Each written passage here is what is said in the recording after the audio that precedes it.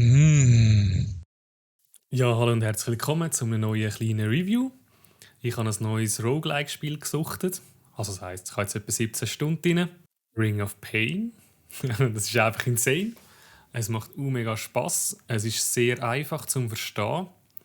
Was mir nach dem letzten Review von For the King ein bisschen schwieriger war. Um was geht es im Spiel? Eigentlich um nicht so viel. Man befindet sich in einem Nest, wo ab und zu mal so ein Vogelviech auf einem wartet und wo in der Dunkelheit ist und das Ziel ist, das Ganze zu erhellen oder halt zu verdunkeln.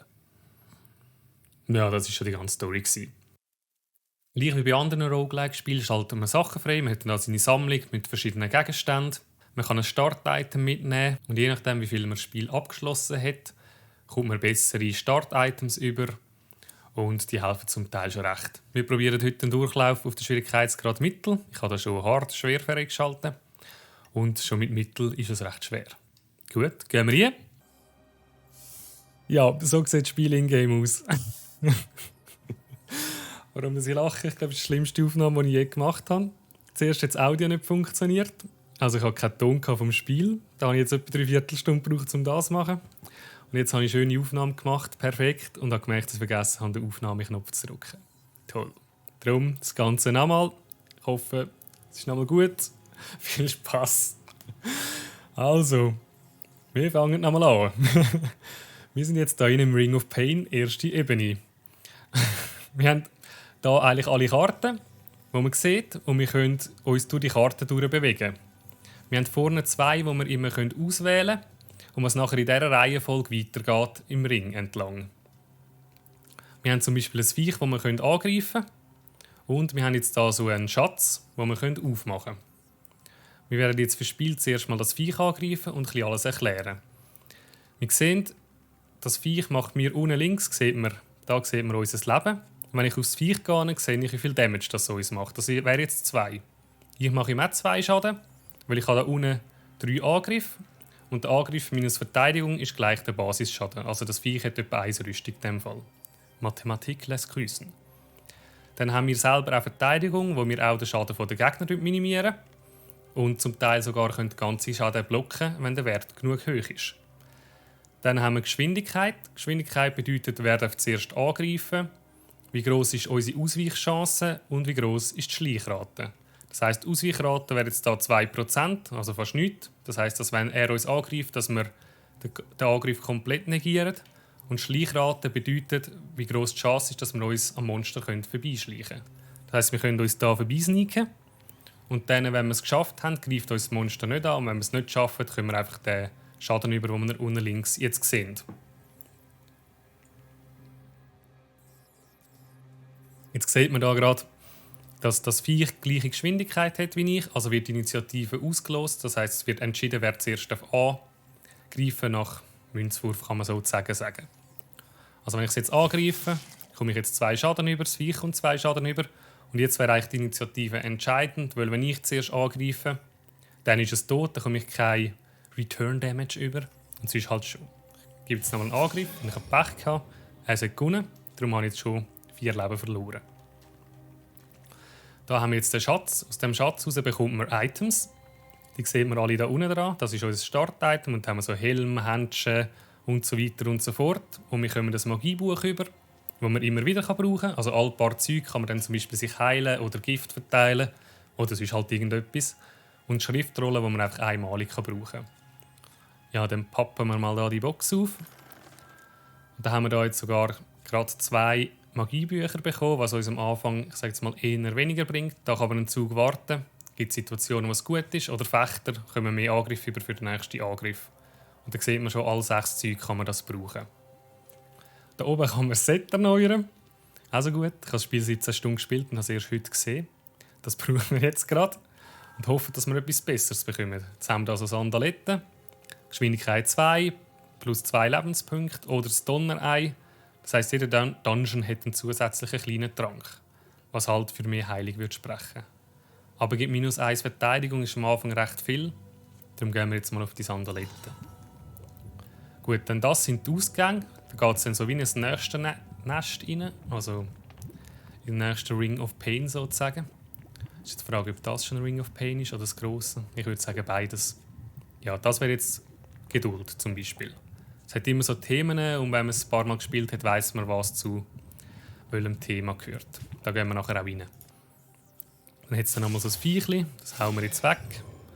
Dann schauen wir, dass wir da nochmal ein cooles Item bekommen. Solidarität, immer gut, 5% Ausweichrate und 2 Verteidigung. Weniger Damage bekommen, nice. Heiltränke auch immer gut. Dort wäre jetzt noch der letzte Wert entscheidend, das ist Klarheit. Klarheit bestimmt, wie viel Heilbonus das man durch Tränke bekommt. Kann auch ins Negative gehen, wenn der Wert ins Negative geht. Wie viel Seelen das man bekommt bei der Vernichtung. Also jetzt vorher, wo wir Viecher zerstört haben, haben wir oben Seelen bekommen, wo wir nachher Items kaufen können. Und je mehr Klarheit das wir haben, desto mehr Seelen kommen wir rüber. Und dann gibt es noch Fluchresistenz. Das heisst, es gibt Items, ich sage jetzt mal Heiltränke, die einem verfluchen können. Und dann zeigt das aus, wie gross das die Chance ist, dass man die Heilung auch bekommt. Gut, dann haben wir den. Dann haben wir hier noch die Wertebooster-Karten. Die sind cool, da kann man einfach aus einer von diesen 3 Werten, die wir unten haben, kann man aussuchen. Angriff, Verteidigung oder Leben jetzt. Wir nehmen mal Angriff, weil wir nicht so viel haben. Dann greifen wir den an. Man sieht, jetzt können wir schon wesentlich weniger Schaden über, weil wir mehr Rüstung haben. Ja, dann ist die Frage, ob wir die kaputt machen wollen, weil wir kommen nur Schaden über und verlieren Leben. Aber wir machen es trotzdem, weil es halt Seelen gibt. Da kommen wir jetzt +2 über. Da sind wir sogar ausgewichen mit 8%. Nice. Die wollen wir eigentlich nicht zerstören, weil die hat einen Todeseffekt und explodiert und wir würden einfach 6 Schaden bekommen. Darum gehen wir jetzt hier zurück und gehen richtig Geduld. In Geduld gibt es so Bosse, die sieht man da hinten. Also Bosse sind so Felsen. Das heisst, wenn man nicht in 7 Zügen da hinten ist, dann quetschen sie einem sozusagen ein und machen einem fertig. Darum muss man eigentlich schauen, dass man nur in eine Richtung durchgeht. Ich will jetzt eigentlich bei möglichst vielen Schätzen vorbei, also gehe ich in diese Richtung. Plus 1 Angriff für den leeren Inventarslot, klingt geil. Reflektiert 3 Punkte Schaden, auch gut, gehen wir da. Dann greifen wir das an, haben wir sogar abgewehrt. Gut, wir haben 100% Verteidigungsrate gegen die, weil sie halt so wenig Schaden machen und wir schon 6 Rüstung haben. Den können wir uns noch nicht leisten. Also es gibt dann später einfach die Ruhe, die man sich erst leisten kann, wenn man eine gewisse Anzahl Seelen hat. Jetzt wäre das 1, 2, 3, 4. Also würden wir da weitergehen. Das ist jetzt so eine Schriftrolle, die man einfach einmal brauchen kann. Garantierte kritische Treffer für die nächsten 3 Angriffe. Das ist immer gut gegen starke Gegner. Da können wir nochmal ein Item über. Also jetzt reflektieren wir da schon 3 Punkte Schaden. Jetzt können wir das noch nehmen, dann reflektieren wir sogar 5. Machen wir, klingt cool. Dann sehen wir, jetzt haben wir da noch einen Zug Zeit. Jetzt gehe ich mal eins weiter, dann sieht man, jetzt werden es zu diesen Bossen. Haben 125 Leben und machen irgendwie 9 Damage. Jetzt an uns im Moment. Also, wenn du irgendwie beim Ring 12 oder so bist, kannst du die auch kaputt machen ohne Problem. Also ohne Problem nicht, aber man kann. Dann gehen wir da weiter. Und dann sehen wir jetzt da langsam, wie sich der Ring aufbaut. Und wenn man einmal ringsum ist, kommt man zum Endboss. Das ist jetzt das herzige Vogelviech, also herzig im übertriebenen Sinn, wo uns schöne Items mitgeben oder einfach gratis mitgibt. Sagen wir nicht nein, nehmen wir. Und dann kommen wir jetzt schon auf die zweite Ebene. Ja. Dann gibt es noch so coole Einheiten, wie zum Beispiel der da. Das ist der, wie heisst es der? Der Schnorrer, genau. Wenn man den tötet, lässt er einen Schatz fallen. Also das heisst Heilung und Boosterkarten. Wenn wir da unsere Stats verbessern, weil wir jetzt so viel Rüstung, Item-Sachen haben, nehmen wir jetzt ein bisschen mehr Rüstung. Dann sehen wir jetzt das erstmal so ein Fluch-Item. Also das wäre jetzt auch so eine Wertekarte, die verflucht ist aber. Und wir haben eine 51% Chance, dass der Wert verbessert wird und eine 49% Chance, dass wir 6 Damage bekommen. So, wenn ich bin, klicke ich einfach drauf und ich habe jetzt Glück gehabt und kann jetzt einen von diesen Werten aussuchen. Wir nehmen mal Angriff, weil wir nicht so viel haben. Dann heilen wir uns. Und dann sehen wir hier eine aggressive Einheit, die sich jetzt jemand, der gut beobachtet hat, sich auf uns zubewegt hat. Und wenn sie verfolgt uns einfach. Und wenn sie bei uns ist, dann tut sie Selbstzerstörung initialisieren. Das heisst, wenn ich jetzt hier weitergehe, dann sieht man, fängt sie an, sich selber zu zerstören. Ich probiere jetzt hier zu vorbeischleichen.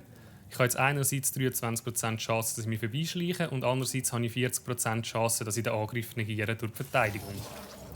Ich habe jetzt Glück gehabt, das explodiert hinten dran, das ist mir gleich. Dann gibt es jetzt hier eine Schriftrolle. Dann kann ich hier die vorderen Karten eingefrieren. Ist besser als die anderen, nehme ich das. Dann hier gibt es wieder Item. Das ist jetzt auch cool, das ist jetzt Gift-Item. Das heisst, das ist jetzt so ein Magiebuch. Dann kann ich das hier rein tun und ab jetzt kann ich Gegner vergiften. Also wenn ich jetzt das brauche, kann ich das so drauf tun, dann kommt der Giftschaden über. Jetzt habe ich 5 Zeug, bis ich es wieder brauchen kann. Und wenn jetzt weitergegangen wird, der langsam vergiftet und stirbt. Schön. Gut. Ja, so funktioniert eigentlich das ganze Spiel. Und ich spiele jetzt im Hintergrund noch ein bisschen weiter und ein bisschen mein Review dazu noch erzählen. Ja, und da jetzt für mein erstes Review ganz am Schluss den Mute-Knopf auf dem Mikrofon gedrückt habe und gemerkt habe, ganz eine knackige Zusammenfassung. Ich muss sagen, das Spiel ist einfach aufgebaut, man findet gut rein, es ist stimmig, das Design gefällt mir sehr gut und ja, man fühlt sich einfach gerade in den Ring eingezogen. Man kann vom Spielprinzip her nicht viel falsch machen, aber man kann trotzdem in seiner taktischen Überlegung sehr viel falsch machen. Und ich habe öppe Situationen gehabt, wo ich dachte, jetzt habe ich das perfekte Bild und irgendetwas hat es wieder auf den Haufen gerührt. Was ich auf der einen Seite sehr nervig gefunden habe, wie es halt so ist in einem Roguelike, aber andererseits auch sehr cool, weil es mega eine Vielfalt zulässt. Ja, auch durch die ganzen Itemsets und durch das, dass man sie immer mehr erweitern und freischalten kann, gibt es eine rechte Zeit, wo man darin investieren und kann investieren. Und es macht Spass, immer wieder die neuen Items einsetzen und neue Kombinationen auszuprobieren. Viel Negatives kann ich zum Spiel wirklich nicht sagen, weil es ist ein sehr lässiges Einsteiger-Roguelike-Spiel und auch wenn man schon viel gespielt hat, ist es mega cool. Darum, wenn man natürlich nie eine volle Punktzahl gibt, gibt es heute einfach 4,5 von 5 Gipfeli. Weil ich hoffe, dass mich etwas noch mehr wird überzeugen wie das. Geht so im Steam Store. Ich habe es für Aktion für 11 Stutz gekauft. Sonst kostet es 21. Finde ich wahrscheinlich eher ein bisschen viel. Vielleicht darum der halbe Abzug. Ja, aber tun Sie auf eure Wunschliste und wenn ihr es spielen wollt, viel Spass. Man hört sich wieder. Tschüss zusammen.